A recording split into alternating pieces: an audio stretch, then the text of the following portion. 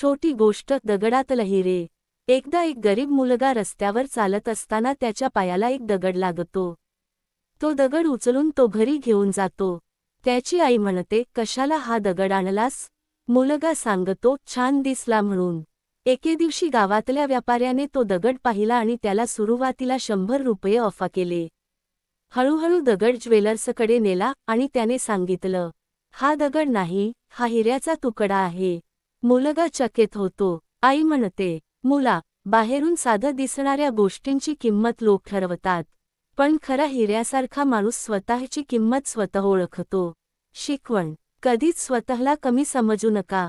परिस्थिती तुम्हाला दगड दाखवते, पण तुमची किंमत हिरा आहे. 2 गोष्ट. शेवटचं पाऊल.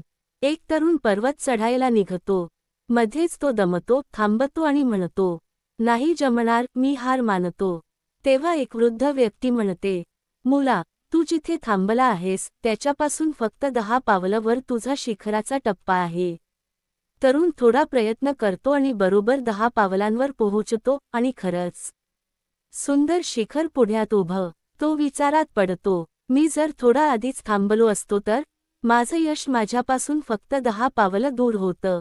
शिकवण: यश अगदी जवळ असताना जास्त लोक हार मानतात. अजून एक प्रयत्न कर, कदाचित तेच तुझं टर्निंग पॉइंट असेल. 3 गोष्ट. रिकामी बादली. एक गुरु आपल्या शिष्याला 2 बादल्या देतो. पहिली पाण्याने भरलेली, दुसरी रिकामी. ते रोज नदीपर्यंत चालत जातात. एक बादलीत छिद्र असल्याने ती अर्धीच भरते. शिष्य लाजतो आणि म्हणतो, गुरुजी, ही बादली निरुपयोगी आहे. गुरु हसून म्हणतात, रस्त्याच्या दुतर्फा फुलं पाहिली का? त्या छिद्रातून पडलेल्या पाण्यामुळेच ती फुलली आहेत. शिकवण: आपल्या कमतरताही कधीकधी इतरांसाठी वरदान ठरतात. स्वतःवर प्रेम करा, अपयशातही तुमचं योगदान लपलेलं असतं.